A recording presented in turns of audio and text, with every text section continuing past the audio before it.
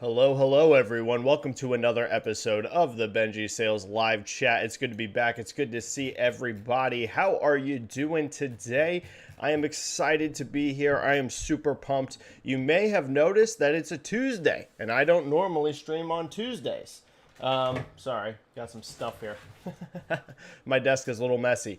I don't normally stream on Tuesdays, and you may be wondering, Benji, why are you streaming today on a Tuesday? Well, I decided I'm going to do 2 live chats this week, and the main reason that I did that is because we had a whole bunch of news break really after our last chat last week. In fact, I almost went live on I think Saturday last week, and then I decided against it just because I had some stuff going on, and there was a whole bunch of news that broke. So I was like, you know what? I'm going to do 2 chats this week. So we're going to go live today. I'm going to stream for a bit over an hour today, and then we're going to do another one either on Thursday or Friday, just depending on, when the news hits. If we have a ton of news stories and a ton of stuff to talk about by Thursday, then we'll go live on Thursday. If there's not a whole lot breaking later in the week, then we'll go live again on Friday. So if you're someone who's watching this stream after the fact, because over half my audience does afterwards, and you're like, dang, I didn't know you were going to go live today. I wanted to drop a question or a topic to talk about.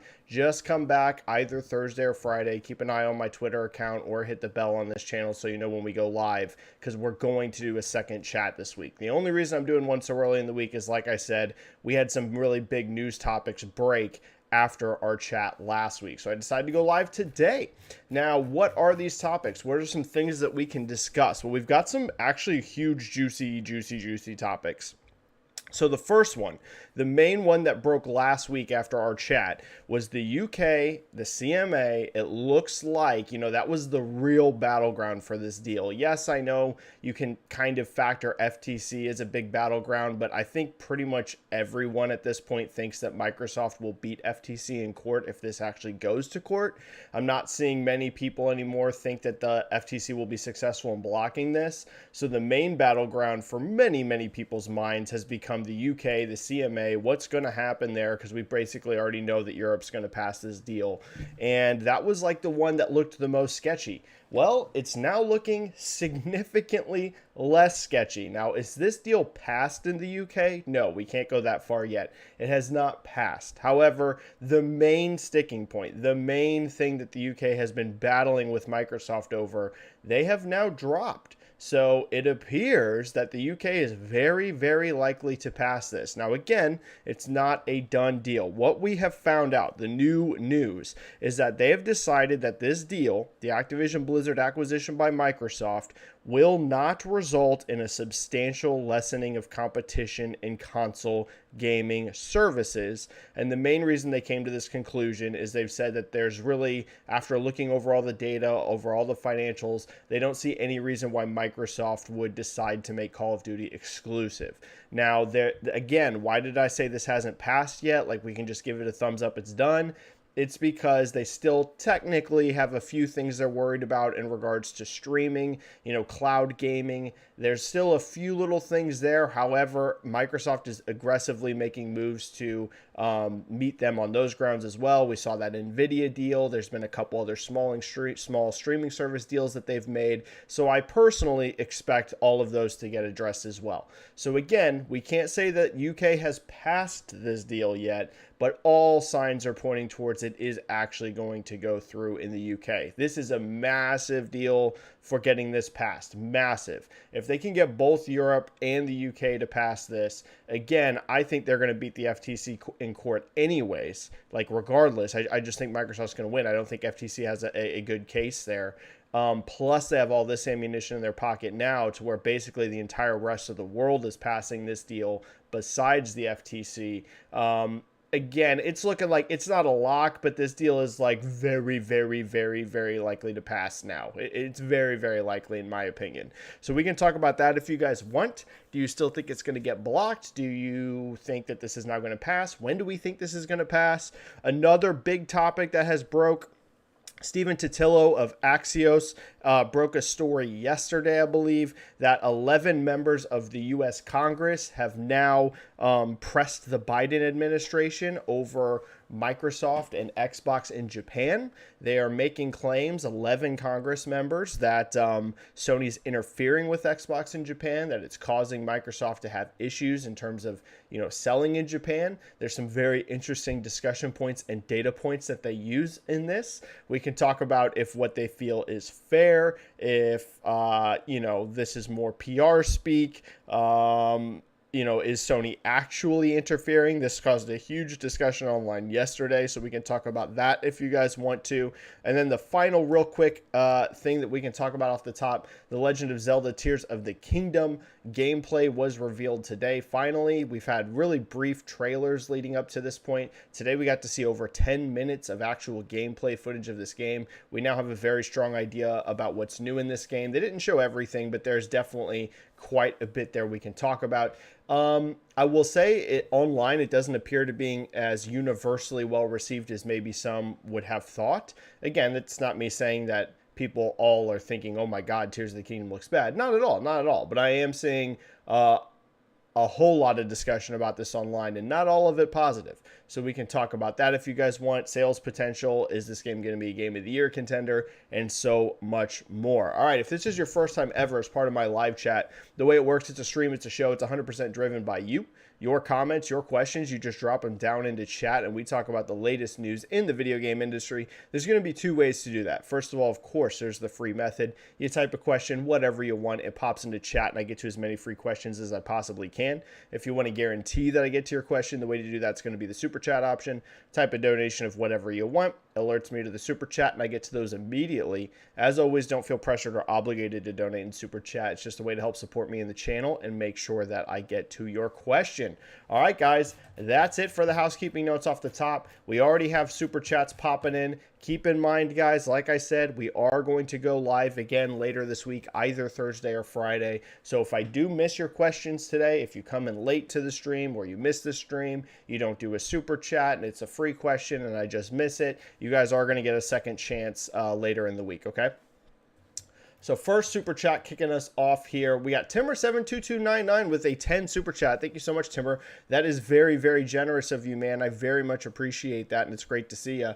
With the Mario movie releasing next month, do you see Nintendo pushing out Mario merchandise in large numbers? Plus, do you see them issuing numbers how much they sold of said merch 1 to 2 years from now? Yeah, I do expect a massive Mario push in general right around the movie's release. I think they're going to market the games a bunch. I think you're going to see them marketing Mario Odyssey and things like that. Does that mean that I think you're going to see, like, huge trailers on TV for a game as old as Mario Odyssey? No, I'm not going to go that far, but I do think you'll probably see Nintendo tweeting about it if this movie's as successful as we think, right? I think you're going to see Nintendo doing things, putting things out there to be like, hey, did you love the Mario movie? Well, we have Mario Odyssey, New Super Mario Brothers. I won't be surprised at all if they time some sort of sale on a lot of Mario games around this. I know we just had Mario Day on March 10th. I won't be shocked at all if we see another big Mario game sale right around the movies. And yeah, tons of merchandise. They actually just did a big push on amiibos, at least here in the US. I don't know if they did in other countries around the world. That I'm not sure, but I do know at retail here in the US, they did just heavily restock stores in the last couple weeks right around Mario Day with a ton of Mario, Luigi, Yoshi amiibos, things like that. So yeah, Timmer, absolutely I expect a massive push around the Mario brand in general around this movie, because I'm on record saying I think this thing can make $1 billion worldwide. Now we need to see what the quality is. You never know. The movie maybe comes out and people hate it and it's a huge bomb, but all social metrics are absolutely insane for the Mario movie. I think it has a real shot of being $1 billion film. So we'll see. But yeah, Timmer, absolutely. I expect a huge push for the Mario brand, both in terms of merch, like clothes and things like that, and also games. Yeah, I think so. Now, are they going to give us like how much they sold of the merch? Probably not. We will, of course, see if there's a boost on the game sales, because Nintendo's really good about updating their first-party software sales. So we'll see the quarter after, once they report their earnings, if we saw a significant boost in games like Mario Odyssey, New Super Mario Brothers, Mario 3D World, Bowser's Fury, etc. So we'll be able to at least see if there's a game boost. I don't know, though, if they'll go into detail about how much of a merch push there was, but we'll at least have some data. We got Split End 89 with a 2 super chat. Thank you so much, Split End 89. Very much appreciate that, man. Great friend of mine, helps mod the channel. He says, appreciate you, dude. Keep rocking. You too, Split End. I know Split End on Gaming Trend just posted an article about Starfield. He wrote up a new thing about why Starfield is like the most important Xbox game.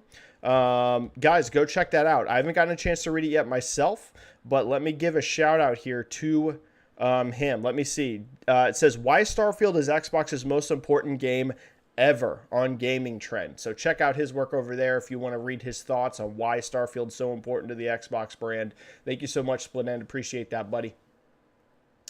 Frostbite Slash here with a 10 super chat. Hey Benji, it looks like the ABK deal may go through after all. What do you think Sony's plans are if the deal goes through? Do you think they have / are developing some sort of contingency plan? Well, thank you so much for that donation, Frostbite Slash. Really appreciate that.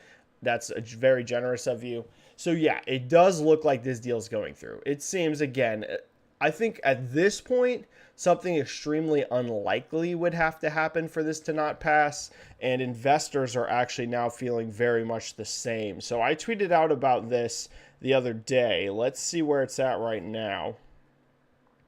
When this news broke, we saw the stock jump up for Activision Blizzard because investors are now getting very confident. Yeah, it's still up in the 5 days by 5.5%. It's up in the last month by 10%. Guys, that's a lot. 10% rise in the last month. So yeah, investors are starting to get very confident that this deal is going through. Again, it's not a lock. We could get some sort of crazy curveball, but I think this thing is at like 90% pass now. I really, really think so. Now, in regards to Sony, is Sony got a contingency plan? What are they going to do? One thing that we do know about what PlayStation's business in general is up to right now is they have a lot of games as a service titles in development. Some of these appear to be competitive first-person shooters. They've got that deal with Deviation Games, I think is their name. And a whole bunch of others, right? So clearly Sony's lining up some games as a service titles. We know that Bungie has some sort of new IP in development, heavily rumored to be a PvP focused game. Like that seems to be the main element. I know Destiny has a big PvP component as well, but I feel like most people play Destiny for PvE. And again, I know it has a huge like competitive multiplayer audience as well, but if you split them, I think most people are probably playing that for the MMO type aspects, the PvE stuff. It sounds like Bungie's new IP is like, I don't know if it has any PvE, to be honest. It sounds like it's very, very PvP. So there are some rumblings that it actually is somewhat similar to Overwatch. Now, I don't think that means like in terms of story or even art style, but supposedly it's some sort of heavily character-focused hero shooter. We'll see again. These are all rumors, but that is the rumblings about what Bungie's next game is. So they'll have that in the pipeline, which of course, since they own Bungie, they're going to get all the revenue and profit from that now.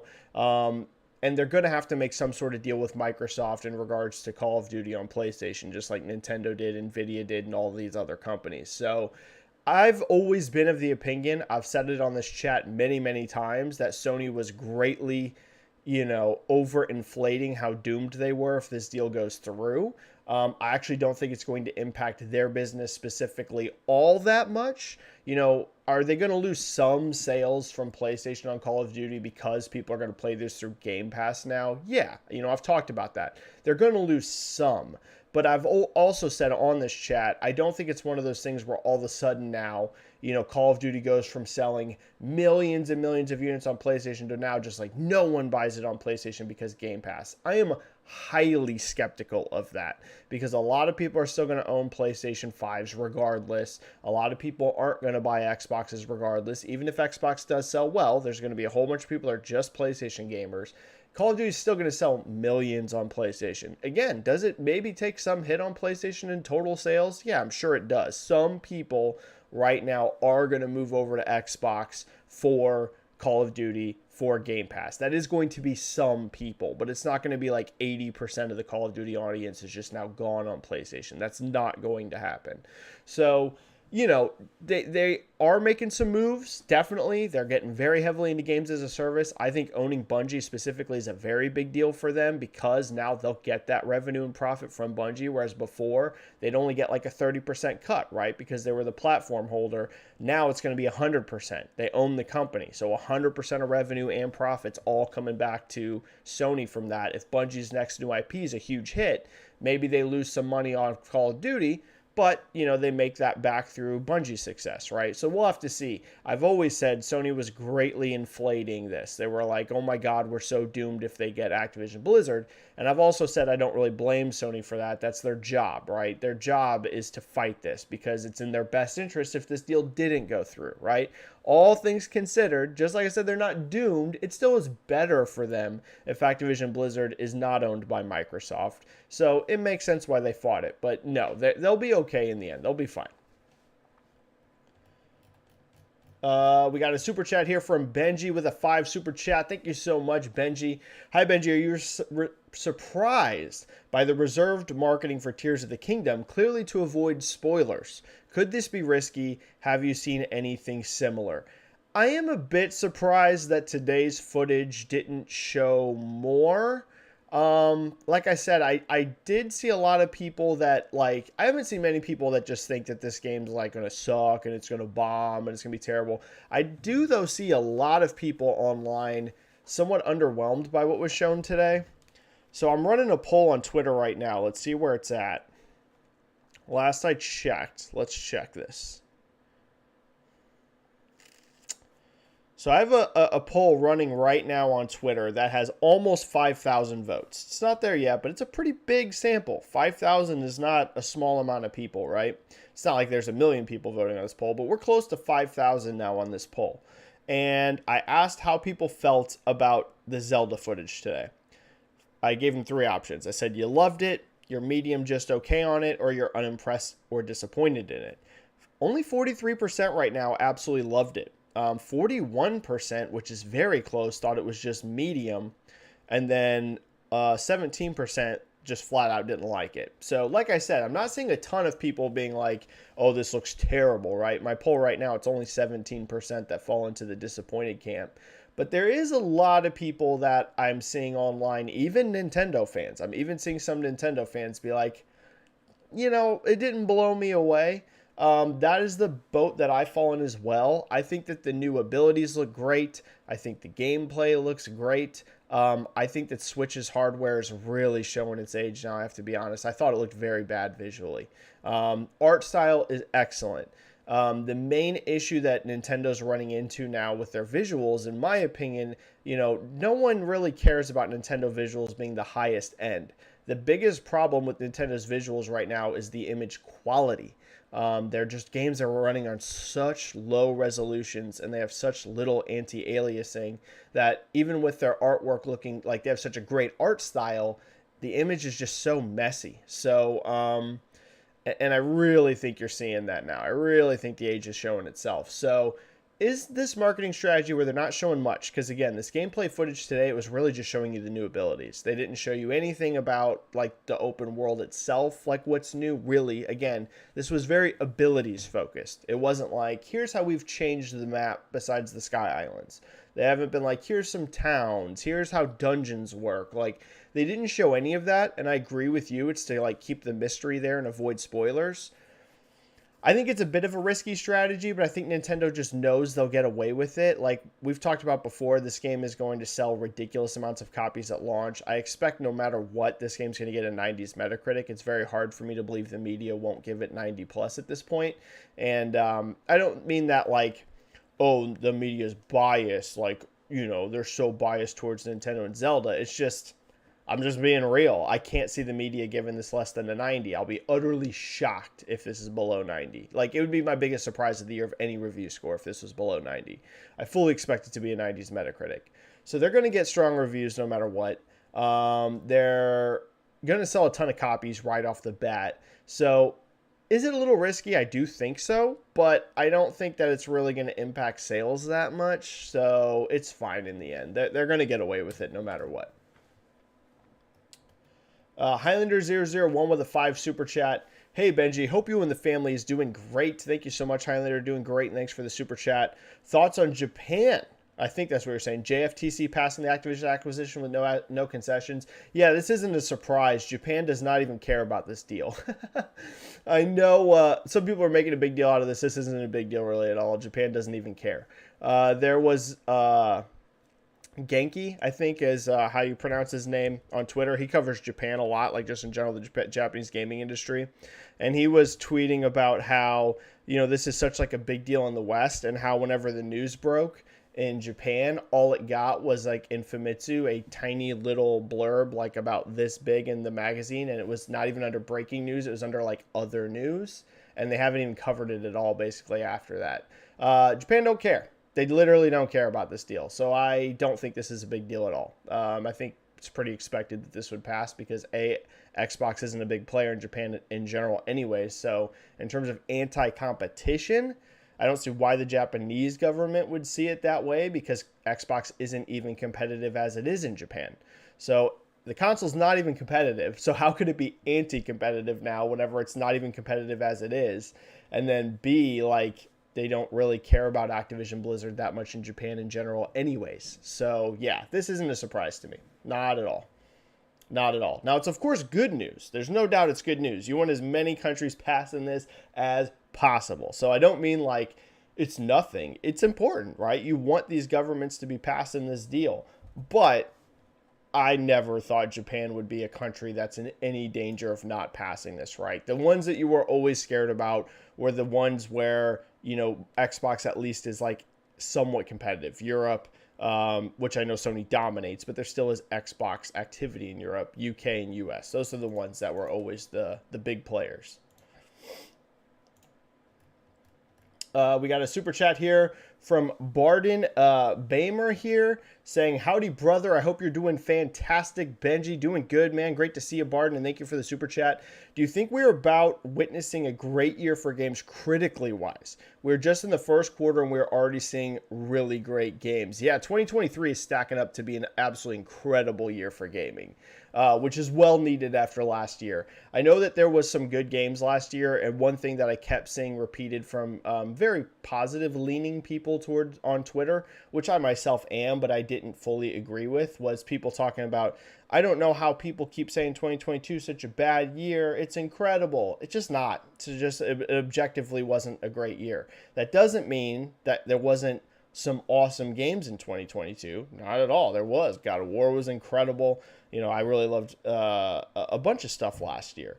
But if you just look objectively at the AAA space, quantity of AAA releases, and quantity of AAA releases with high review scores, 2022 wasn't a good year, objectively. It's not like an opinion. It objectively was not a strong year for the gaming industry. So that's not the end of the world, and that doesn't mean that you couldn't have found awesome games that you loved last year. I had a ton of games I loved last year. But if you look at it in historical context, it wasn't a great year, dude. That's just the reality. 2022 was not a great year for this industry in terms of releases. Boy, has 2023 already started turning that around massively. Now, we still need to see how the rest of the year plays out. Maybe some of these big games really disappoint us in a surprising way. Maybe some of these really big games all of a sudden catch delays, whatever. But yeah, 3 months into this year right now, we're on a strong start. If you look at games like, first of all, remakes and remasters are delivering on quality. You got Dead Space, you got Resident Evil, you got Metroid Prime. Then if you look at a bunch of the, actual full-on new releases that aren't even remakes or remasters, there's been a ton of good stuff as well. And this is early in the year. We still got stuff like Spider-Man, Starfield, Zelda, Final Fantasy 16, so many games coming. So yeah, Barden, I agree with you. This year right now, as long as everything keeps panning out how we're seeing, if we don't see a bunch of delays and we don't see a bunch of these shockingly underperform on reviews, yeah, 2023 is looking extremely strong, which this industry really, really needed after last year.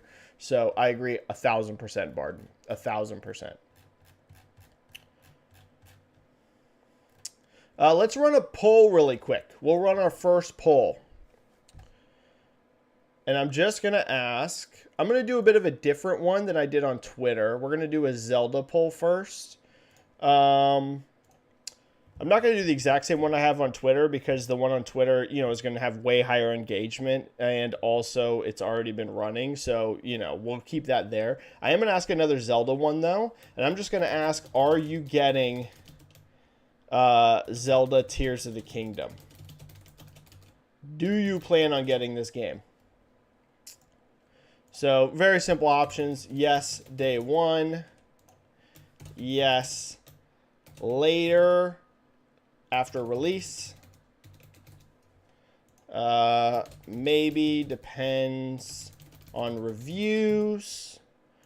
And no, not getting it. Cool. All right, first poll has been dropped, guys. We've got a super chat here coming in. Adam C. Key 100. Any future projects aimed at capturing non-gamers? Well, thank you so much for that super chat, Adam C. Key. The main one that I get asked about, I would say the main one that I get asked about a bunch is MMA. People ask me pretty often if I would consider doing an MMA podcast, if I would do like an MMA channel, things like that. Another thing that people really like whenever I tweet about, which I didn't do for a while, but I'm starting to do again, is the box office for movies.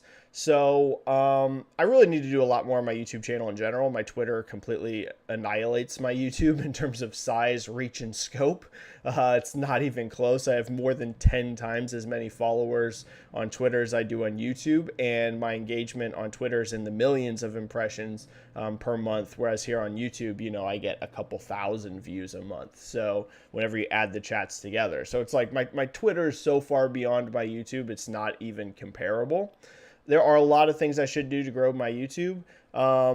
Maybe a weekly box office video would be fun. I don't think it's something I would do live, but maybe I could just make a quick 5 to 10 minute recap of the box office. I didn't cover the box office for a couple of years because the entire industry fell out. When COVID happened, you just saw the movies completely collapse. It's really been this year that movies have come back in a big way. Like, really. Yes, we had some huge successes like Spider-Man. Yes, we had some huge successes like Avatar. But the box office didn't truly feel healthy, I don't think, until this year. If you look at March, you had Scream 6 do the best ever for the franchise. If you look at Creed 3, the best ever performance for any Rocky or Creed movie ever. If you look at John Wick 4, absolutely annihilating the box office, biggest John Wick movie ever. One of the biggest movies ever for Keanu Reeves globally, even on par with some of the Matrix movies in terms of openings. So that would be fun. Maybe I'll just do like a 5 to 10 minute video recapping the weekly box office would be fun. A lot of people like to hear me talk about MMA. Maybe I could do an MMA video, but those would be the ones. That would probably be the stuff, MMA and box office. Sorry about my dog. He'll stop in a minute. Someone just pulled up and he's going crazy. All right, super chats are cleared. Let's get back to your free questions, guys. Danger Man's asking Benji, why Tuesday? That's a big change. Yeah, like I said off the top, it's really because of the breaking news that happened after last week's chat. So we're going to do 2 chats this week. We're going to do one today. We're going to do one Thursday or Friday, depending on how busy the news is, right? If it's super busy, we're going to go live Thursday. If it's not busy, we're going to go live Friday. Hamishly Ford, hello, Benji. E3 is officially dead now, right? Let me make sure my mic's still working. Yeah, it is. Hamishly Ford, I think it's about to be officially dead. Now, it's not confirmed to be dead yet, but, for anyone that missed it, if you're wondering, why is Hamish asking if E3 is dead? It's because, Ubisoft was the only major company that had announced at all that they were attending E3. All that we'd ever had besides Ubisoft confirming that they were going to E3 was other companies confirming they weren't. Right? Sony's not going to E3, Nintendo's not going to E3, Microsoft's not going to E3. I think there were some other companies that said they're not going to E3. The only one who had officially said, yeah, we'll be there. There might have been some other people behind the scenes planning on being there, but they hadn't announced it yet. It was only Ubisoft. And Ubisoft just announced yesterday, despite saying last month we'd be there, we ain't going to be there anymore. We're pulling out. So now there is quite literally not a single major company announced to be attending E3. That is pretty catastrophic considering we're like 3 months away now and no one's confirmed to be there. So, Hamish, what I said on Twitter and what I kind of feel, I have a pretty strong feeling we're going to hear in the next couple weeks that E3 is officially dead. That it ain't going to happen and they're going to call it off. Now, I don't know that for sure. This isn't insider information, but it's just the vibe I get. If you have like no companies attending, how are you going to put on a big expensive show like this? Right? Renting that convention center ain't cheap. Doing all that logistics of setup ain't cheap. How are you going to sell tickets to this thing if there's no one there showing games, like in terms of like on the floor space to play them?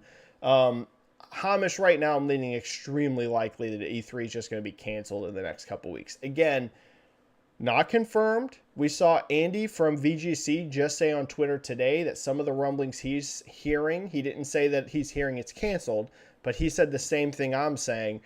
The rumblings he's hearing are not sounding good, and he ain't going to be shocked if it's canceled either. That's exactly where I am, Hamish. I think it's probably officially dead soon. Yeah. We'll have to see. It pains me to say it because E3 used to always, for so many years, be so important to me. I'd always take a week off of work, or I'd even miss school sometimes to watch some of the conferences, and it looks like it's dead, though. It looks like it ain't happening, and it's over.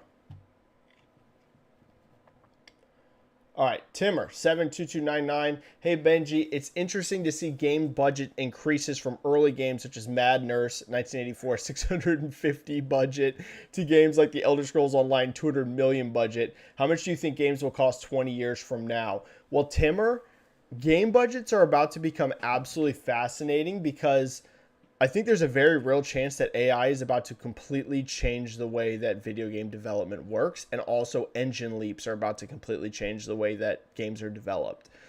We've talked on this chat. How many times, guys, have we talked on this chat about what I've said I feel the greatest threat to the video game industry is?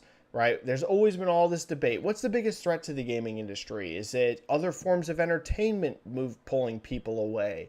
Is it people not wanting to play games as a service games anymore? Or is it people only wanting to play games as a service games? Or is it going to be mobile, taking people away from consoles? Or is PC going to kill consoles? Like, we've had all this debate for years and years. What's the doom? What's the gloom? How's it going to end? And I've told you guys many, many times, none of it. If you guys want to know what the biggest threat to the video game industry is, it's two things. It's budget, and it's how long it takes to make games. That is it.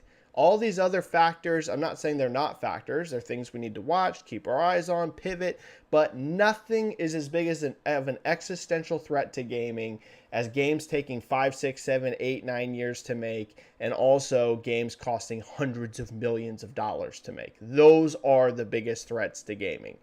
So there are some really exciting things happening right now, though, that are starting to make me wonder if we're going to see a real pivot and change. And we might, guys, cross your fingers, we might start seeing budgets, I won't say really come down, but we might see them start to plateau.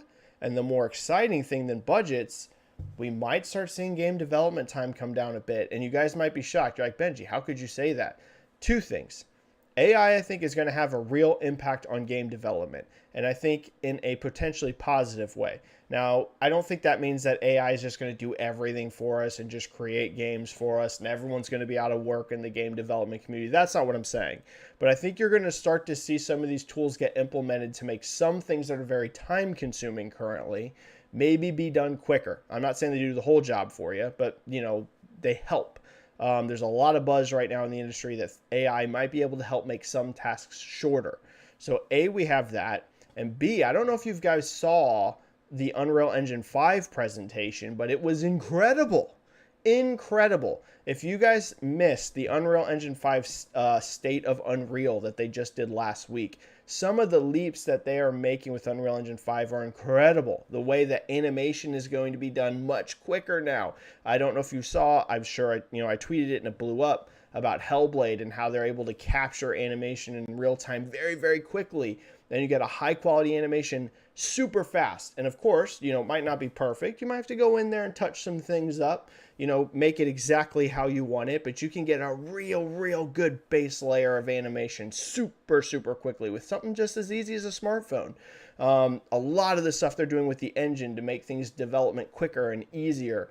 So, that'll be interesting, because if you can make games faster, that also means you can make games cheaper, because we've talked also on this chat how a huge part of game budgets is simply how many devs you're paying for X amount of years to make a game. So we don't know. Maybe AI doesn't help as much as, some people are thinking it might. Maybe these leaps that Unreal Engine, I'm sure other engines are going to make, and making it easier to get high quality content out, maybe they won't help as much as we think.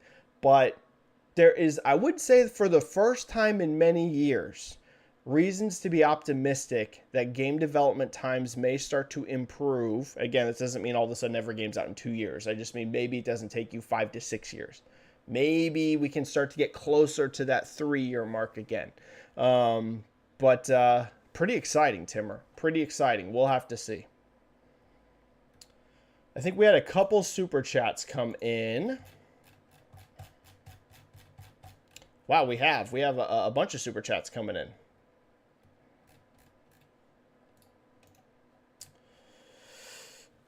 Barden Bamer here with a 5 super chats.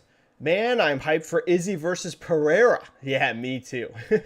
If Pereira beats Izzy again, I would say he ruined Izzy's run for good. Barden, yeah, I'm super excited for this as well. And I'll tell you what, you want to talk about a boogeyman for a specific fighter.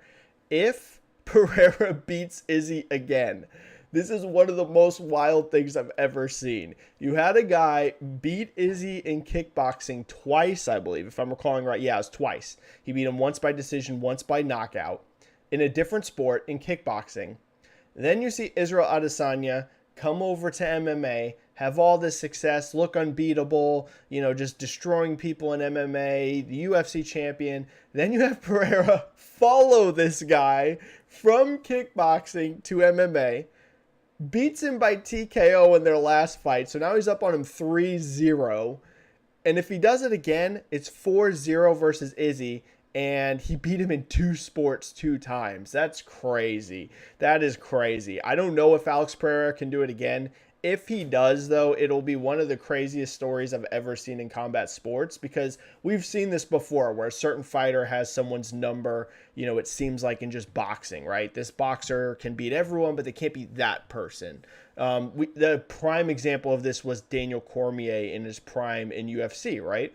Daniel Cormier could beat everyone but John Jones, right? And that was at heavyweight and light heavyweight. And trust me, I know Stipe came back and beat him later, but that was when DC was pretty old and out of his prime. We're talking about prime Daniel Cormier. He was unbeatable at heavyweight. He was unbeatable at light heavyweight. The only guy he just could not beat was John Jones. But that was only one sport. This would be crazy, because it would be like, not only can he, Izzy can't beat him in kickboxing, now he can't beat him in MMA. It's pretty crazy. So yeah, I'm excited for it too. We'll have to see how it goes. Ahmad ER2 with a 5 super chat, and I'm not seeing a question. Oh, it came later. Hello, Benji. Do you think the current state of gaming as 1 year packed of huge releases, followed by a much weaker year, is good for the gaming industry and medium in general, or is it better to be balanced each year? Definitely better to be balanced. The pandemic screwed everything up, Ahmed. I'm hoping that we're going to see consistent years now where things are just a steady rate of releases. That is definitely how the industry is most healthy. You don't want to have one super packed year and then a weak year, kind of like what we saw in 2022, right? Where, yes, there were some highlights, but as a whole, it just wasn't a great year. The hope, Ahmed, is that we're going to just see way more consistency on releases. I think we're going to be getting there. I don't know if it's going to be perfect. Some years, of course, are always going to be stronger than others. But I really think the pandemic just screwed everything up royally. So it appears we're coming out of that impact now in many, many industries, particularly in gaming as well. So, Ahmed, fingers crossed. Hopefully things don't go off the rails again. But I really think the thing that really hurt everybody was mostly pandemic related, and we're going to be in a better spot now. But we'll have to see. So right now on your guys' poll, I asked you guys if you're getting Zelda. I am surprised by these results, just like I was surprised by my Twitter results. As of now, only 39% of you are day one on Zelda. 18% of you are yes, but after release sometime. 8% of you depends on reviews. and 35%, over a third, are just flat out not getting it. I'm really surprised. I'm very surprised by both this poll, which again doesn't have a huge amount of votes, and my Twitter poll, which was much, much larger. We'll have to see. Again, there's not a single doubt in my mind that Tears of the Kingdom is going to launch significantly bigger than Breath of the Wild. I am starting to get curious, though, if it can match that 30 million performance that Breath of the Wild is going to get to. It's not there yet. It's at 29 million, but it will get to 30. Very interesting. That's all I'll say. Very interesting. I'm not saying it's not going to hit 30 million, but I am surprised at both of these polls that I have ran on the responses. I thought it would be a lot more heavy in favor of like loving the game and think, you're all going to buy it. Very interesting. Very interesting results. Okay. Highlander here with a 10 super chat. As an old guy, 54, I remember when Mortal Kombat came out, as a few other games led the government getting involved with gaming. After what is going on with Activision Blizzard King, do you see governments getting involved? Well, I made a tweet about this yesterday that it cracked me up. And I was talking about how it's been really wild the last year watching governments get drug into console wars.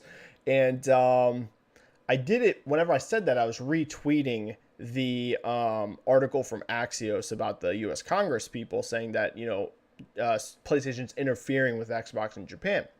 And I think some people might have read that as me saying, like, PlayStation is not doing anything underhanded, and it was me like calling Xbox leadership, console warriors and things like that. That's not at all what I was getting at. There's a lot of different opinions people can have about that whole situation with what Sony's doing with franchises like Final Fantasy, for example.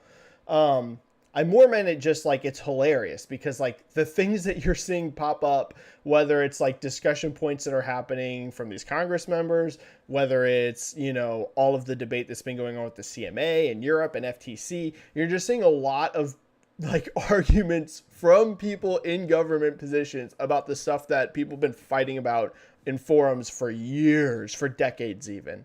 So it is so funny seeing this happen from places you don't normally expect to see this sort of stuff. Do I think we're going to see governments get more involved in gaming in general? Absolutely, because it's continuing to get a bigger and bigger thing. I mean, gaming is like becoming the biggest form of entertainment in the entire planet in terms of like money. Like it's becoming just this absolute behemoth.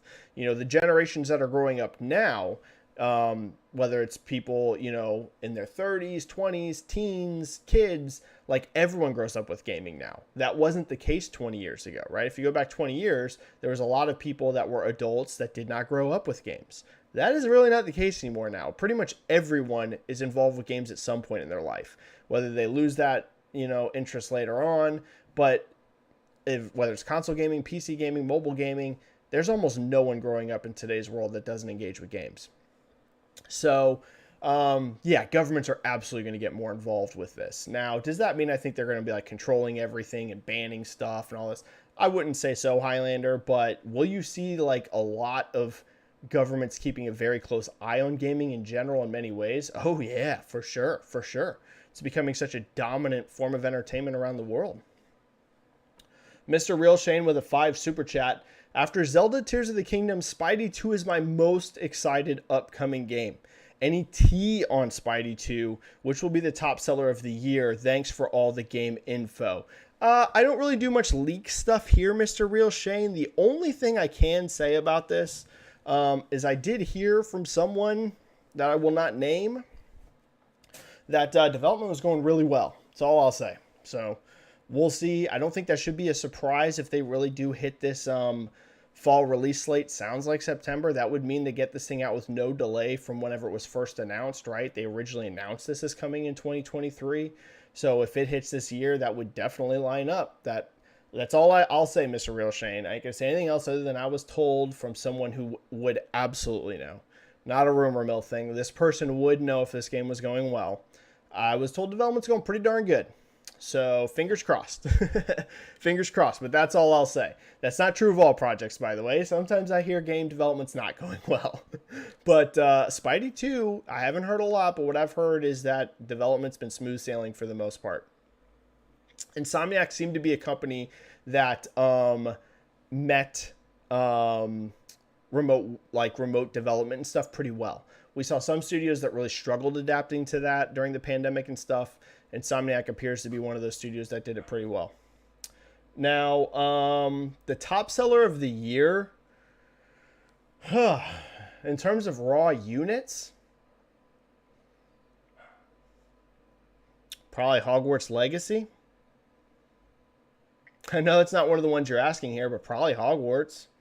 I mean, Hogwarts came out in February, and that game was already at the last number over 12 million. Wasn't it 12 million? And it's way higher now. It's way higher now. That game has tremendous legs. I believe 12. I don't think we got... Yeah, it was 12 million in 2 weeks, and that was in February. So if we're going to say the calendar year, because Zelda doesn't come out until May, so, Hogwarts is going to have a big advantage on it there in terms of lead-up time, months of sales over Zelda. Spidey doesn't come out, we're assuming, until September. I think right now, if I could be wrong, but if I had to make a bet, I would say Hogwarts Legacy is probably the number one selling game of the year. I don't think anything probably is going to outsell Hogwarts. That'll be over 20 million before the year's over. Absolutely over 20 million.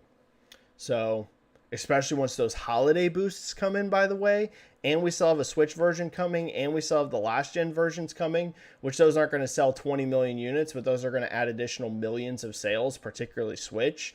To me, Hogwarts is the absolute front-runner for best-selling game of 2023. As of now, that would be my pick. But things could definitely change. We'll have to see. Raiden Blade with a 2. Hey, Benji-Sales, LOL. Do you think Jim overplayed his hand? Ooh, this is a great question, because this is something that's had a lot of debate. Now, I've been on the record saying that I believe what Jim and PlayStation were doing were things that they had to do. And what did I mean by that? I meant PlayStation had to fight this. Now, again, we're going to go into your direct question here. Does that mean that they had to say the things and do the things that they did? No. But they also couldn't just... Put it this way, Jim Ryan, I know that people are like making fun of some of the stuff he said. And I agree. Like, some of the stuff he said is absolutely ridiculous, just like some of the stuff Xbox has said has been ridiculous. But, like, Jim Ryan should have been fired if he just said, sure, acquire Activision Blizzard. And I'm not joking. Like, if this had been announced and, they did this whole European investigation, CMA and FTC, and Jim Ryan from day one was like, you know what, Xbox, you should absolutely buy Activision Blizzard. We love that you're doing this. I'm not exaggerating. Sony should have fired him immediately. They should have immediately been like, Jim Ryan, thanks for your service, but you are now fired from the company. And that might sound super hot take. You're like, what the heck are you talking about, Benji? Listen, it is in Sony's absolute best interest if Microsoft does not get Activision Blizzard. Microsoft is a direct competitor to PlayStation. The best scenario for PlayStation is that they can keep getting marketing deals on Call of Duty. They can keep counting that they're going to get every single Activision Blizzard release no matter what. And they, don't have to have any fear of like Game Pass day ones on Activision games and stuff, potentially impacting their business. So he had to fight this. So that is point number one. And we're going to get, though, more into I think most people agree on that. You're talking about, did he overdo it? Did he overplay it? And my answer to that would actually be yes. Yes. So I believe Jim Ryan absolutely should have fought this. But should he have come out and made explosive claims like our business is going to die without Call of Duty? We're doomed with no Call of Duty. None of our studios can compete. I do think that they went actually a little too hard on this. Because I think it's going to make them way less sympathetic as people do these investigations and realize that, hey, a lot of this posturing you're doing definitely doesn't add up. And, they did succeed in getting some concessions, which is good. right? Fighting this, getting concessions, that was super, super important, and they managed to get some concessions.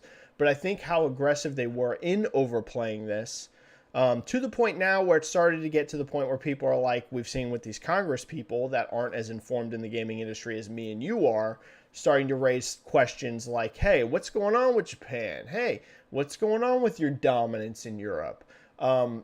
I would say I think they did do it a little bit too much. That's what I would say, Raiden. I think that he overplayed and Sony overplayed a bit too much. I think some of the rhetoric could maybe bite them in the butt a bit, in terms of maybe even future deals, future acquisitions, future battles. But they had to fight it. So that is very clear. No matter what, they had to fight this.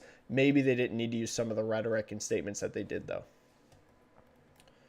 Benji here with a 5 super chat. Digital Foundry wasn't very impressed with the PS5 Pro. They feel it won't bring significant new features as the PS4 Pro and Xbox One X did. Thoughts? This is one area where I actually disagree with Digital Foundry. I think they're wrong on this one, to be honest. They said that they don't think a Pro is happening, and I just think they're wrong. Love Digital Foundry. In fact, I would say out of all of gaming, I think it's my favorite podcast. The only podcast in gaming that I listen to every week, no matter what, is the Digital Foundry podcast. And whenever I say I disagree with them on this isn't me saying I know more about tech than them, because I don't. They know quite literally millions of times more about gaming technology than I do. What I mean by I actually disagree with their opinion on like if these things are even coming or what their advancements would be. The thing I would point out with Digital Foundry, and I think this is probably a good thing by them, but they are often, I don't want to use the word as aggressive as wrong, but they're often overly cautious, I have noticed, about upcoming hardware. If you go back to the early discussions around PS5, what PS5 would be, about what Series X would be, they also underestimated those consoles' performance compared to what we actually got. So I think that's just them being a little cautious, which is better than being too optimistic, I would say, when it comes to hardware, right? It's better to have your expectations blown away than to have your expectations not met, right? Because then you're disappointed. It's better to be positively surprised than, oh my God, this is nothing like we thought. But I do remember that. I remember them being surprised at how strong Xbox One X was, for example, how Series X was, how PS5 was. So keep in mind, you can't just look at these consoles and just look at what PC parts cost and do the one-to-one math, because Sony and Microsoft are going to be buying millions and millions, potentially tens and tens of millions of these parts. They're going to be able to have a bit of a different deal, for example, than a consumer going and buying an NVIDIA 4090, right? They're going to get a different price tag, a different contract. That doesn't mean it's cheap. That doesn't mean making these consoles is cheap. But I think Digital Foundry might be a little overly cautious around this, because I said a long time ago, as long as they can financially make it happen, I absolutely expect mid-gen refreshes to happen this generation. There is zero reason not to. The PS4 Pro and the One X were successful enough last gen to keep sales in a healthy spot late in the cycle. It would be a mistake to not have Pro consoles this generation, if you can do it. I've also said, though, I don't know if they financially can make it happen. So that's what it comes down to me. It's nothing about like, oh, they can't make a powerful box. Like I think they can. The question is, can they do that and make it financially viable? And we'll have to see. It's hard to say. All right, super chats are cleared again. Thanks, guys. Tons of super chats today. Apologies to the free questions, but again, we're going to go live a second time later this week, and I'm still going to be streaming for the next at least 30 minutes. Because we haven't even hit an hour yet. Real Radic. Let's see. I think there was a couple people that said something about Zelda. I'm curious what you guys said about Zelda. I saw someone say, Rack says, I chose no because I don't have a Switch. Not because I think Tears of the Kingdom looks bad or anything. Okay, good to see. All right. We've ran this poll for long enough, so let's end this poll and we'll start up another one. And we're at the final tally for your guys' vote on Zelda. 35% of you are day one. 18% of you are yes, but later. 10% of you are on the fence, depends on reviews, and 37% are just flat out not getting Zelda Tears of the Kingdom. So we'll end that poll. And let's do one more about the acquisition. And I'm kind of interested to see your guys' response on this. Do you think Activision Blizzard finalizes by June? All right, now here's an interesting poll because, let me explain why it's interesting. June, by the way, is when Microsoft set this acquisition to be done by. And they have not changed their stance, if you've noticed. They have not said that it's not going to go through by June yet. So they could always change their mind and people are going to bring up the FTC thing in August. But just wait. We don't know for sure that we're going to be making it to August. So just a sec, guys. Let's do this really quick and let me explain a few things before I get your votes, before I drop the poll. So yes, it's going to be done by June. No, it will be later. Or no, it's going to get blocked.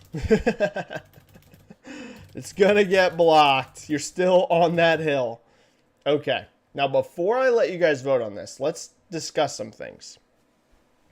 Firstly, I want to upfront say that my friend Hogue Law, who knows way more about law than me, by the way, he is on the side that this is not going to finalize by June.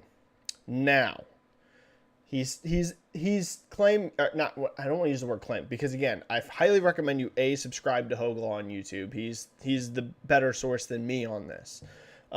Great stuff. He thinks that it's not going to finalize by June because he thinks Microsoft's not going to take the risk with the FTC stuff potentially going down in August. They just won't risk it. Now they actually can. Microsoft actually can go through, let's say CMA passes this thing, let's say Europe passes this thing, they actually can finalize this thing and then deal with whatever happens with the FTC afterwards. That is something they actually can do, and Microsoft has signaled they might. They haven't said they flat out will, but they have signaled that, you know what, if we get Europe on board, if we get UK on board, if we got everyone but FTC on board, we might just close this thing and then deal with the FTC afterwards. Could happen. Hogue doesn't think it will. Now, there's someone else, and I don't know if I should be happy that he's on my side or not that he's on my side. Michael Pachter thinks this thing's closing in a month. Michael Pachter thinks this thing is done. He thinks that this thing's getting passed by CMA, it's getting passed by Europe, and then FTC is going to drop things, and they're just going to let this thing pass. And I am actually more on the side of Pachter. I think this does close by June. I think either what's going to happen is FTC is going to just get some more concessions out of Microsoft, like those concessions, and be like, you know what? We are not going to win if we go to court. And we can spend a lot of money and a lot of time and hurt our reputation by going to court and losing. Or we can take this as a quote win and say, you know what? We got a lot of concessions out of you. We got you to agree to a lot of stuff that you weren't going to agree to before. And we'll take the high ground and say, you know what, we got you to agree to all this stuff and we'll let it go through. I'm a bit more on that side of things. And I don't know if it happens in a month like Pachter does.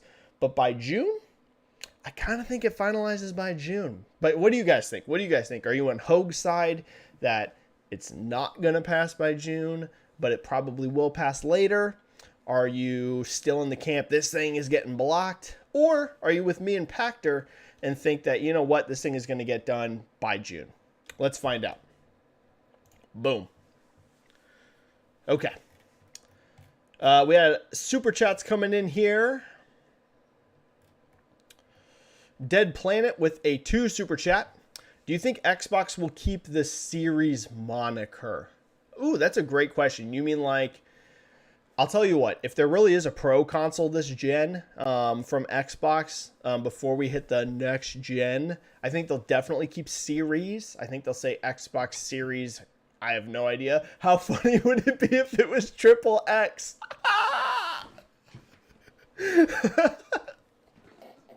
I want them to do it.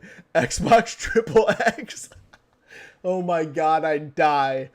I would be so happy. Almost nothing would make me happier than if the Pro console this gen was called Xbox Triple X.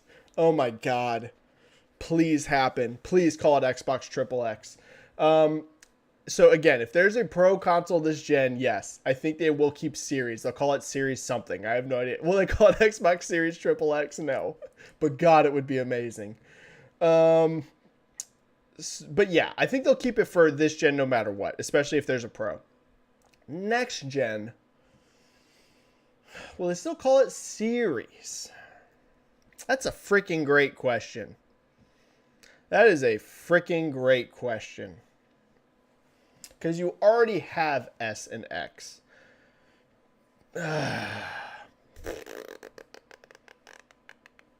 Dead Planet, this is a bad answer, but I have no idea what they do next gen. I will say, if there's a Pro console this gen, I 1000% expect it to keep the Series moniker. Next gen, I have no idea. Because they have themselves in a bit of a weird spot because they already have Series S and X. It'd be weird if you go to next gen and it's like Xbox Series A and B. It'd just be like, what? S makes sense because it's like the smaller one. X makes sense because they love the X branding. It's the more powerful one. They could call it the Xbox New Series S and X, but then you get into a weird situation like you were with Nintendo where it's like marketing that might be a little weird. You could call them S2 and X2, but that'd be a little weird. I don't know. Next gen is up in the air, but they'll definitely keep it for this gen. Benji with a 5 super chat. Do you think Tears of the Kingdom was intended to be the Switch Pro launch title, but then when they canceled it, they decided to use Tears of the Kingdom to push more Switch this gen? Well, the whole Pro thing has been a bit weird because I heard that there was a Pro a long time ago. Other people heard that there was Pro consoles in development with Nintendo, and then they never came out. They never were announced. They were never really confirmed. So the whole Pro thing is weird because I can tell you a lot of people in the rumors community heard that there was a Pro. It wasn't like it was just me. You had Bloomberg writing articles about this thing. You had people all over the place hearing that they heard there was a Pro. But then it never, dude, sometimes this happens where there's these crazy rumors, including from credible people like that you hear even behind the scenes from credible people, and they just aren't real. This happens sometimes. I don't really know if Pro was real or not. It's so weird. I don't know. I don't know if it was ever actually a thing. I can tell you a lot of people heard about it. A lot of people thought it was real, but maybe it just wasn't. I will say, if there was originally at some point a plan to be a Pro, and I know a lot of people think there was, and that became the OLED model because costs or something. If there ever was a Pro, probably that was the plan. So probably I would say, but it depends on if that thing was real or not. You know, that's really what it depends. I'm still of the position that Switch 2 is launching next year, and they obviously couldn't hold it till next year. That would just be too long of a hold for a game, especially since they said development's done. You're going to hold it for an entire year, a Zelda game? That would have been a mistake. So if there's a Pro, probably, but who knows if it was ever actually true.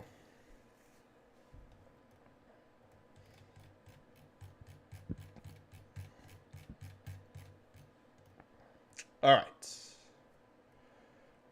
Real Radic. After the success of John Wick 4, do you think that will significantly increase the chances of the Ghost of Tsushima movie being a box office success? Does it make more than Uncharted, 401 million worldwide? Okay. Do I think that the chances of Ghost of Tsushima, A, getting made, and B, being more successful than it could have been, go up? For sure. Chad, I don't remember how to pronounce his last name, Zahelski or whatever. How the freaking heck do you pronounce this dude's name again? Oops. Stahelski, right? Am I saying that right? Let me look at the spelling again. Yeah, Stahelski. Chad Stahelski has proven beyond all shadow of a doubt now, dude's a great director.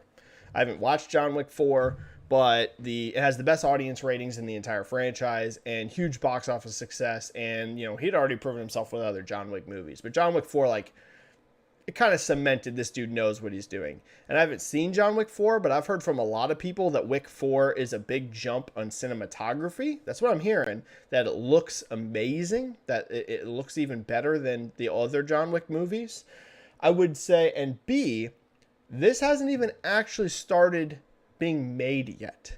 They announced their intention to make it. We know that we have a script ready for this thing, ready to go. But Chad Stahelski did say, I believe in January, it was either in December or January, so somewhat recently, that they had hit a roadblock with this movie. And he said, like, business things happened. He didn't say it was canceled, but he said that they had a script ready, they were ready to go, but they're having some business problems. My guess is that they're having financing issues. Total guess, I don't know. But whenever he says that they're running into business problems, my guess is that they're having issues getting the financing and the budget approved for this thing, because I don't think Ghost of Tsushima would be cheap. You know what I mean? John Wick 4 has a budget, I think, of $150 million. That is a not small budget. And I'm not saying that, Ghost of Tsushima would necessarily need a $150 million budget, but it would need to be pretty expensive. Because, yes, you could make a, samurai type, setting, and you can make that somewhat cheap. But I don't think you would do that with Ghost of Tsushima, because I think the fans would not like it. If you've played Ghost of Tsushima as a game, it's a very ambitious game. It's a huge world. The world looks absolutely gorgeous. There's huge battles. It's not just 1v1 battles. There's big battles. There's all sorts of stuff in it, right? It would need a big budget. I think you would have to give this thing a $100 million budget, probably. And studios are going to be a little scared to do that with a new IP. So I do think, though, that the John Wick 4 success now gives him a very strong negotiating stance, and it also gives PlayStation Productions a very strong negotiating stance because of what happened with The Last of Us and now what is happening with John Wick 4. You have the strength of PlayStation Productions coming, saying, look at what we were able to do with The Last of Us, with the help of HBO. You have Chad Stahelski being like, look at what I was able to accomplish with John Wick 4. You have all this coming together, and I think it's going to get done. Now, do I think it can be more successful than Uncharted? This is actually tough because Ghost of Tsushima is 99% going to be rated R. And rated R has a pretty high barrier of entry, guys. That's just the reality. Do we see R-rated movies blow up? Yeah, look at John Wick 4. It's blowing up and it's rated R. We've seen R-rated movies have huge success. Look at Joker. Joker's rated R and it made $1 billion. But it also would be dishonest to say R doesn't impact box office at all. If you're an R, you're just as likely to make money as PG-13. That's just not true. If you look overall, this isn't specific movies, overall, an R rating does limit. I would say way more than an M rating in a game, by the way. I would say audiences are way more cautious of R rating on movies than they are M ratings on games. So that R rating does make things potentially tough. Because again, would audiences be happy with a PG-13 Ghost of Tsushima? I don't know. That's probably going to have a lot of blood. You could maybe hold back from like crazy dismemberment and stuff, but you're still going to need a lot of blood. It's a lot of swords and killing dudes. It's going to be rated R. So I don't know. I actually don't know. If you had to make me guess right now, I actually think Ghost would make less money than Uncharted. I think it would be a better movie than Uncharted, but I don't know that it would make more than $400 million because that R rating. Maybe it could happen, but I don't know. I don't know, man. That R rating could pose some issues.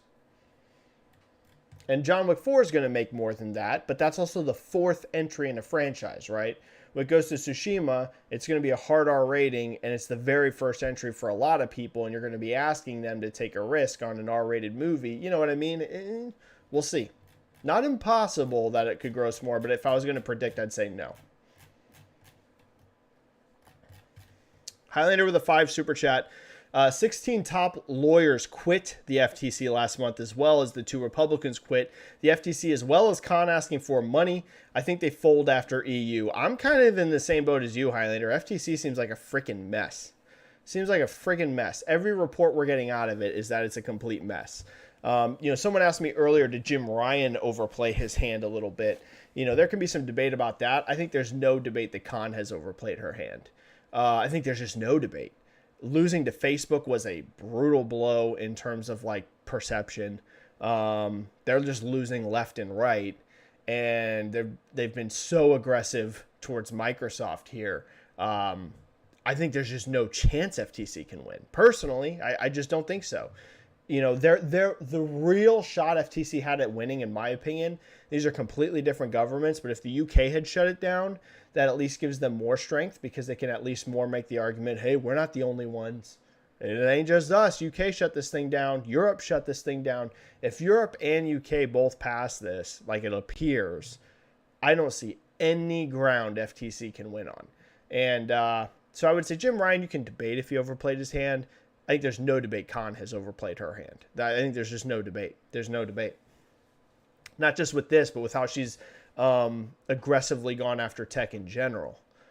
You know, you got to be really selective on this stuff. That doesn't mean that I think that, you know, the FTC shouldn't be, you know, blocking certain things from happening. I'm not saying that at all. But you got to be real selective. If you're just aggressively trying to block everything, that means you're going to take a lot of L's.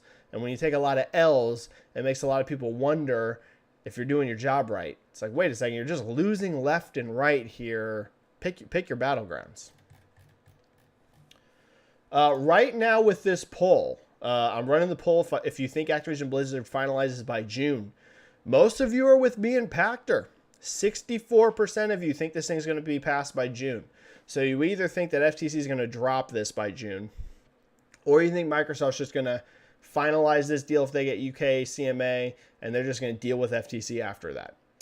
So the vast majority of you, 64% of you, are with me and Pactor. 27% of you are more on the side of Hogue Law. It's going to pass, but it ain't going to be by June. They're going to go deal with this August thing with FTC, see how long that goes, but it's eventually going to get there. And only 9% of you think it gets blocked. That's actually not surprising to me because that's exactly where I would land on this getting finalized. Again, I'm not an expert like Hogue, but I'm at like 90% this thing goes through. That's essentially where we're at on the poll as well. You know, 9% think it doesn't. That's 91% of you think it's going to happen. That's literally almost the exact percentage I was going to give, like 90% I think this thing goes through. So we're basically all on the same page for the most part. All right, we are going to go for about 15 minutes, and then I'm going to bounce. Thanks for a good turnout today, guys. We were over 100 in chat at one point. I appreciate that. The last couple chats weren't over 100, so that's always a good milestone to me. Anytime we hit over 100 in chat, we're not right now, but we hit that today. It makes me feel real good. I'm not someone that's like, I must have huge numbers. The numbers that make me happy, like when I'm like, you know what, solid, I could do this for the rest of the next 20 years and be happy, is if we can hit 100 concurrent in chat and when the chat's hit 1,000 total views. Those are the two numbers that I'm like, if I hit that, I never have to hit higher. Below that, it doesn't really matter to me. I just love doing these chats in general. But those are the two metrics. It's like if I can hit more times than not 100 concurrent and more times than not 1,000 views on the chat, I could do that for the next 20 years with zero growth and be happy. Zinfamous. Hey, Benji, you probably were already asked, but do you truly believe Sony may go for a big publisher now that Activision deal is about to go through? Also, predictions for UFC 287. I got Alex and Burns. First of all, I do think Sony's going to go for someone big. I've said for a long time that they're going to get someone bigger than Bungie in the next couple of years. In terms of what, total payout. Is that going to be Square Enix? Is that going to be Capcom? Is that going to be, who knows, right? You could name anybody you want. But I have said for a while, they have a lot of money set aside for acquisitions for the company, but I believe most of that is going to go to gaming, by the way, because gaming is so important for Sony's business. Like, the state of the PlayStation business is far more important for Sony as a company than the state of the Xbox business is for Microsoft. So they have a huge amount of money right now set aside for acquisitions. And of course, that could be for Sony Pictures, that could be for Sony Music, that could be for games, that could be for a lot of different things. But I do think that most of it's probably going to go to gaming. And so A, you have that, and B, We already know that they've said many times that they're not done with acquisitions in general anyways. What put a big pause to all of this was Activision. And I talked about how hypocritical it would be and essentially guarantee that they lose would have been if, this whole ordeal is going on. And while we're in the middle of this Activision Blizzard ordeal, Sony's like, and we're buying Square Enix. All of a sudden, it's like goes to 99% that Microsoft gets Activision.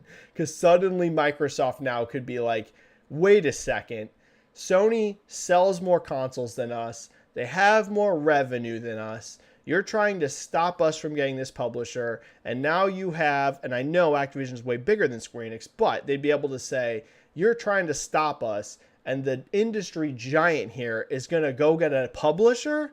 The guys who can sell more consoles than us, make more revenue than us, have more subscribers than us, and you're going to let them do that and you're going to block us. Suddenly, Microsoft's odds of passing Activision go to like 99%, right? So Sony wasn't going to announce, hey, we're going to buy. And again, Square Enix is a hypothetical. We're just throwing stuff out there. But Sony's not going to announce that in the middle of a legal battle over a publisher. If this goes through, which I think we're pretty much all on board, it's going through now at this point. I do expect it. Yeah, I think Sony's going to go after someone. Is that going to be Square Enix? I don't know. Is it going to be Capcom? I don't know. Is it going to be Sega? I don't know. Is it going to be Embracer Group? I don't know. Who freaking knows? But are they going to get someone bigger than Bungie? Yeah, I've been saying that for like the last year. They're going to get someone bigger than Bungie, but I'm not sure who. And in regards to UFC 287, my predictions have been crap lately, is Infamous. I'm usually pretty okay, but my MMA predictions have been horrible. I predict Cheeto this last UFC event, which I got horribly wrong. Corey Sandhagen annihilated him. And then the pay-per-view before that, I picked Usman and I picked Fiziev, and they both lost as well. So I'm Infamous. I'm on a horrible run, bro. So take my predictions with a huge grain of salt here. I am going to pick Alex Pereira again to beat Izzy. Izzy was clearly beating Alex in the last fight, but I have this weird feeling Pereira's just got his number. It's weird, but it just feels like he does. It just feels like somehow Alex Pereira has just got Izzy's number. So I'm picking Alex, but I have no confidence in it. And Burns and Masvidal. Burns is the obvious pick here. Masvidal is a huge underdog on the betting line. And I'm still picking Burns, but I don't know, Infamous, if you saw Masvidal's interview on the MMA Hour with Ariel Helwani. Listen, Masvidal's a salesman. It's what he does. It's why it's such a big pay-per-view draw. The guy knows how to sell a fight. He kind of sold me that he's more in this fight than I thought. I predicted Burns by domination before. And now after this interview, I'm like, he's so fired up. And he's like so like invested in this fight with it being in Miami and stuff, which of course is where he lives. I'm kind of like, man, he's making me a believer, but I'm still going to pick Burns. But it might be a closer fight than I thought it was going to. Even Kamaru Usman said that Masvidal's way harder to take down than you think. And yeah, Burns is good on the feet, but between the two, Masvidal is definitely the better striker than Burns. Not that Burns is a bad striker. He's a good striker, but Masvidal is way ahead of him in terms of technically on the feet. And he is very hard to take down. I still pick Burns, but I think it's going to be actually a closer fight than I originally thought. But we'll see. Samuel Tolbert, Benji, hope you're doing well, bro. Just adding today's topics. Japan has approved Xbox Activision deal. Not that they were ever a huge roadblock, but it seems like the dominoes are falling now. Samuel, absolutely. We talked about the top. Not surprised to see Japan put this through just because that specific one. But again, like you said, the dominoes are falling. We have a lot of countries approving this now. Momentum is absolutely on Microsoft's side. Yeah, this thing's going through for sure. And guys, check out Samuel's work. He's a great journalist in the gaming industry. Couldn't recommend him enough. Follow him on Twitter. He does work, I know, for Windows Central. He does other stuff as well. Follow Samuel. Great guy. Zinfamous, second question. Predictions for how Horizon... I'm leaving in 5 minutes. 5 minutes and chat's done. Second question. Predictions for how Horizon DLC performs. Hard to gauge considering the practically non-existent marketing from Sony. I noticed on the PlayStation bestsellers list on pre-orders, because you can filter by that, by the way, guys. Heads up. Little useful tool, by the way. No, I don't know exactly how Sony tracks that. I don't know if that's total pre-order numbers. I don't know if that's, from what I've been able to gauge from watching it, I don't believe it's total pre-orders. I think it's something in a window, but what that window is, I don't know, and I don't think Sony's ever said. But I do keep tabs on that. Right now, again, that could be like the best sellers in the past 24 hours. It could be the best sellers in the last week. It could be the last month. I don't know. I don't think Sony's ever made it clear how that works. But right now I looked, and on the best sellers for pre-orders, the Horizon DLC is number 2. Pretty nice to see. I'll tell you what, I think the DLC is going to do decent. The marketing for it, like as you mentioned, is non-existent, but Horizon is a game that has sold millions and millions and millions of units. I don't think that this is going to be like something crazy like the Elden Ring DLC is going to be.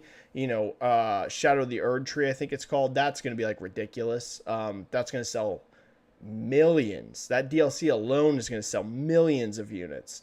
I don't know if this is going to be anything like that sort of performance, but I think it's actually going to do pretty okay.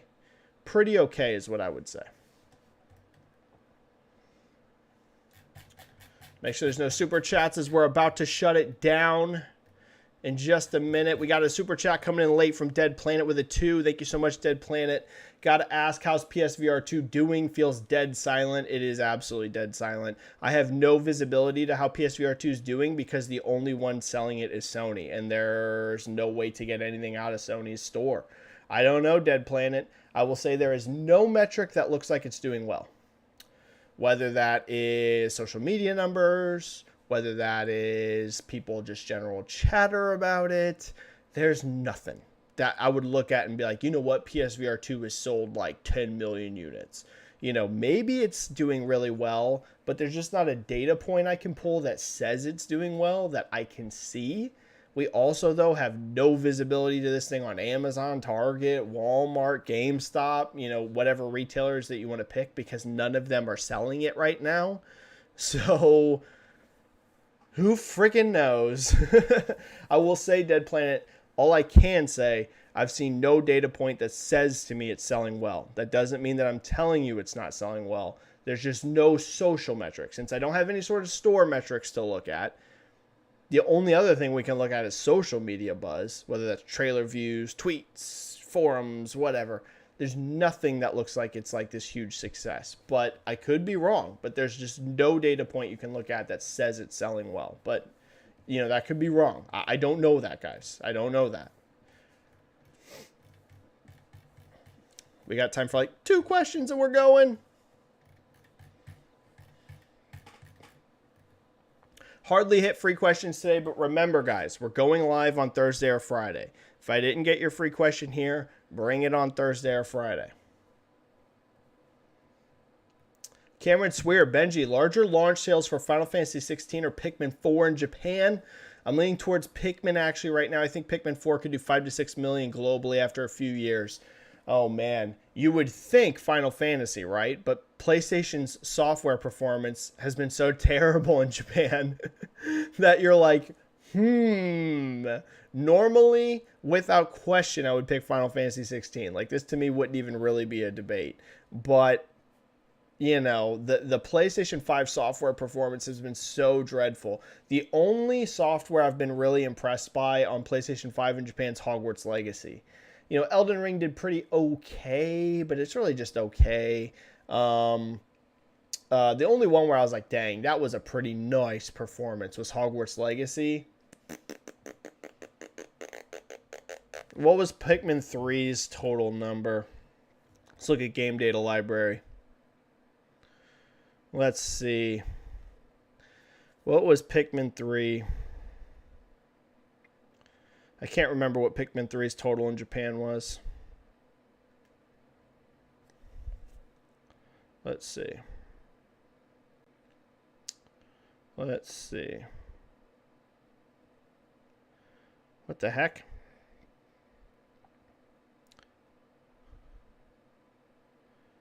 I think something's going on with Game Data Library on my end. Hey, someone in chat.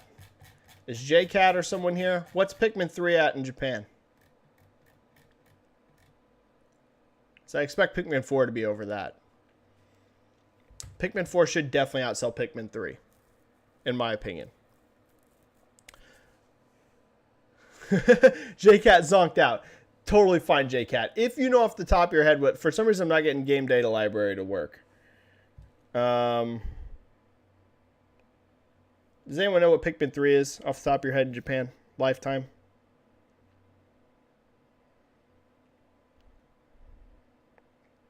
Oh, wait. I might have gotten game data to work finally. I think I got it.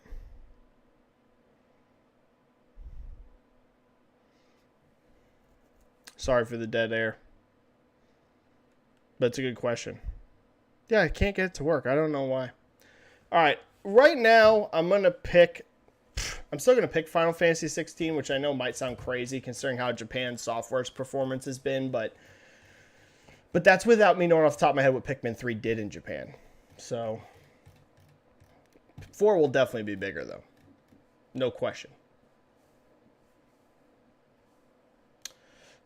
Spegdretti thinks Tears of the Kingdom looks insane. It does look good.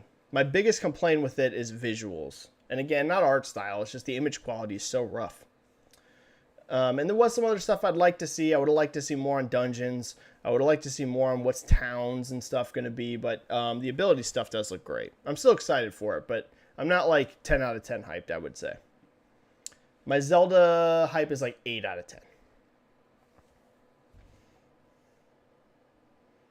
Mr. Real Shane is all on board the Zelda train as well. I wish I could time travel forward to May 12th and play Tears of the Kingdom. Looks amazing. That's awesome. I love to see it. Ken B, what are your thoughts on the changes to Game Pass additions this year? It used to be 4 to 5 games per week, but few AAA games now, it's only 3 to 4 months, but almost all AAA. I miss the indies myself. Yeah, it's an interesting question. I am of the opinion that January through March, and really you could go towards the end of last year, I currently think that Game Pass is on the best run that it has ever been since the service started. But, yeah, I have noticed, like you said, it seems that there is more bigger games and maybe a little bit less indies than there was at certain other times in the past. You know, it's really been focused around stuff like Atomic Heart, MLB The Show, we got Redfall coming up, Minecraft Legends, Wolong, you know, there's been some big games hitting it day one, but maybe a little bit less indies. I am of the opinion, though, Ken B, that it's the strongest that it's ever been in terms of releases. Maybe not total number, but overall quality / bang for your buck, I think it's on an amazing run. Gamefire, the ABK deal is almost done. This deal has been crazy ever since it began last year, and it seems to be approved everywhere, and Sony seems to get scrutiny. Yeah, it's almost done, finally, thank God. No offense. I'm just going to be glad when this thing's freaking done. What's up, JCat? Thanks for helping mod the channel, JCat. Duquesta, Benji, this is my own opinion, but it appears Sony is getting the blame for Microsoft's own failure to compete and match Sony's success. What is your own opinion on all this? Thanks. Great question. We'll end it here. I did not expect that it would be the end of this chat when we got here, but we finally... Okay, JCat says 600,000 really quick for Pikmin. Ooh, that's higher than I thought. Oh, that's higher than I thought. That makes this discussion way more interesting. Man, that makes things way more interesting. Because I do think Pikmin 4 is going to do better than Pikmin 3. And 600,000 lifetime is pretty darn good, actually, I think, for a Pikmin game. 171,000 first week. Oh, man. Man, I just said Final Fantasy, but now I'm wondering. Ooh, that makes things more challenging. You know, you think, again, your default, you would think, if you look at like PS4 gen, you'd be like, it's going to be Final Fantasy. You know, if you look at like how well Final Fantasy 7 Remake did, for example, you know, that's way over 600K, especially with digital. But once you factor in the very rough state of software sales in Japan for PS5 and if you assume, like me, Pikmin 4 is going to do better than Pikmin 3, ooh, suddenly that does become an interesting race. Man, I don't know. Dude, that is a way harder question than it looks on the surface, because Pikmin's higher than I thought, and the Japanese software performance is so weird for PS5. Oh, I don't know. That's a bad answer, but I don't know, man. That is a weird one. That is a weird one. Yeah, that's higher than I thought. That's higher than I thought for Pikmin 3. Okay, really quick, let's end on this. And I was surprised it took us so long to get here, but it is a hot button topic to end the chat on. Duquesta is asking me about the Japanese Xbox thing, the congressman. Is it their own doing? Is it Sony's fault? What the heck is the deal with this? We're going to end on this pretty spicy topic to end it on. So, and I made a tweet about this, kind of referencing it. Do I think that you can just blame Sony, kind of like these Congress people are doing, right? Sony's interfering. It's all Sony's fault. You know, if Sony didn't have such a dominant market share and do things, Xbox could be super successful there. They're impeding Xbox's progress in Japan. Do I think that is true? Nope, I don't. I don't think it's true. But there's another wrinkle I'm going to add to this, but just wait a second. No. The main reason Xbox struggled with getting games on their platform in Japan from Japanese developers had literally nothing to do with Sony. The main reason, and again, Final Fantasy is going to be a big exception here, so just calm down, guys. Just wait a second. People that are mad about Final Fantasy not being on Xbox, just hold up. Don't get upset yet. So overall, the overall discussion point, is this claim true? It's PlayStation's dominance and it's PlayStation interfering that is causing Xbox growth to not explode in Japan? No. Microsoft has had decades at this point to make Xbox explode in Japan, and they've never been able to do it. Never. And that wasn't because Sony interfered for the last, since the Xbox original launch, and it's all Sony's fault. No. Xbox, a lot of it's their own doing. They barely market in Japan. That's just the reality. I don't live in Japan, but everyone I know that does live in Japan says they barely market there. They don't have a high install base there, which causes a lot of Japanese games to skip the platform. Phil is making very real strides to try and improve that, which I applaud him for. This goes into my tweet I made. Look at Guilty Gear Strive coming over. Look at Ni no Kuni coming over. Look at the Persona games finally coming over. Look at etc., right? Amazing. They're making awesome progress. I totally applaud Phil. That is an effort from the Xbox team. There is no doubt about it. That's not just happening out of these developers' good graces. It's because Microsoft's putting in the effort. They're giving them things like Game Pass deals to make it worth coming over. Great. Totally applaud them for that. But it wasn't Sony that was forcing all of these games to skip. Was there a game every once in a while they had like a marketing deal on, a publishing deal on? Yeah, sure, for sure. But the bulk of them that were skipping, no, it was just because they didn't think they could financially make money on the platform. So there's first of all that. Like, that's just not going to add up to Sony interference. B, if Microsoft really want to make a play for Japan, and that's a big debate, do they really want to? I'm saying, do you really want to make the play? You're going to have to invest, and that means you're going to have to lose money. You got to run that math yourself if you think it's worth it, Xbox. Do the math. You're going to have to publish games as exclusives in the market, not just getting these multi-platform games coming over. By default, PlayStation has an advantage over you in Japan because that's just a more associated platform. A, Sony is from Japan, and B, PlayStation has been successful in various forms for decades and decades and decades in Japan. You're the one who has never been able to find success. So that means, first of all, let's just say Xbox is never going to outsell PlayStation in Japan. I'll make that prediction right now. It never happens. Ever. Lifetime. It'll never happen. But if you want to get to a point where, you can have millions of install base, let's say, because it's never happened. I'm not saying 10 million. I'm saying a few million. Maybe you can sell a few million consoles in Japan. The only console that's ever gone over a million is 360. I don't even remember where 360 finished at. What was 360's total lifetime sales in Japan? Somewhere just over a million, right? 1.5. Right? Is that about right that I'm seeing? Yeah, 1.5 million. Okay. So they've never been able to hit 2 million. Never even been able to hit a couple million Xboxes. If you want to get to the point where you're at least a couple million Xboxes, you're going to have games that pull people to your platform on Xbox that they literally cannot get anywhere else, because otherwise they're just going to get them on Switch or they're just going to get them on PlayStation, because that's the default brands there. It's not Xbox. So that means you're going to have to lose money, because you're also not going to sell a ton of these Japanese games probably on your platform in general. But if you truly want that market penetration, then you're going to have to eat the loss. So are you going to do it or are you not going to do it? You can't just blame PlayStation for it. You're going to have to fund games as exclusives, and you're going to have to be the publishing partner for those exclusives.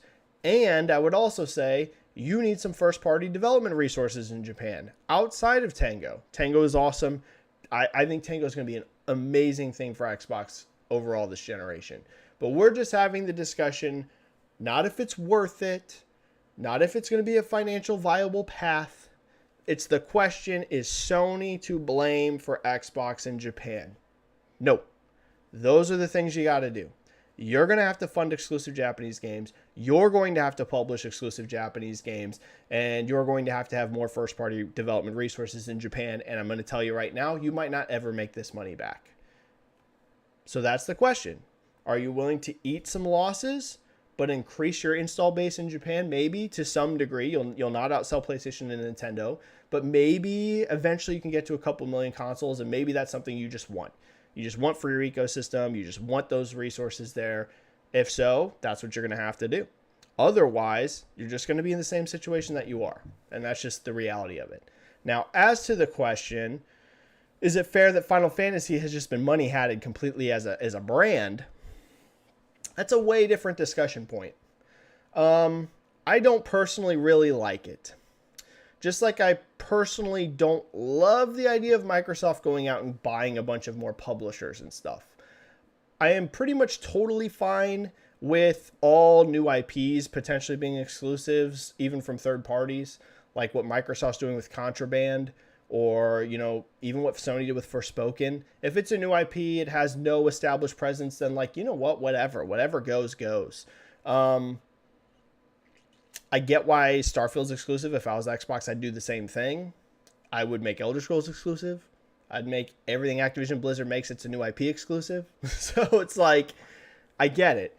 I feel bad for Xbox fans. I feel bad for Xbox fans that Final Fantasy VII Remake ain't coming to the platform. I feel bad that Final Fantasy 16 ain't going to come to the platform. There's no evidence that any future big flagship Final Fantasy games outside of spin-offs are going to come to the platform. Spin-off games are coming. Final Fantasy Origins or whatever came over. Crisis Core came over. But we saw 7 Remake not do it. 7 Rebirth's not doing it. 16's not doing it. It seems Sony's plan is to completely money hat mainline entries of Final Fantasy. And it makes sense for them as a business. Totally get why they're doing it. But I also feel bad for Xbox fans. But is Sony to blame for all of this Japanese performance for Xbox? No. They're going to have to do the things that I said. Why did Xbox 360 sell over 1 million units in Japan? Because they did exactly what I said. They made games like Blue Dragon. They had games like Lost Odyssey. They had games like Tales of Vesperia, by the way, which was timed exclusive. And they didn't make their money back on these things. But it's not a coincidence, guys, that the best-selling Xbox in Japan was the ones that they did exactly what I'm describing right now. They funded games from Japan. They published games from Japan. They had exclusive Japanese games that people could not get other places, and that brought some people to the Xbox platform. Microsoft, if you want 2.5 million, whatever Xbox has sold, you're willing to eat the losses, you have to do what you did in the 360 gen. You got to develop games from Japan. You got to publish games from Japan that are exclusive, and you have to fund those games. That's it. That's what it's going to be.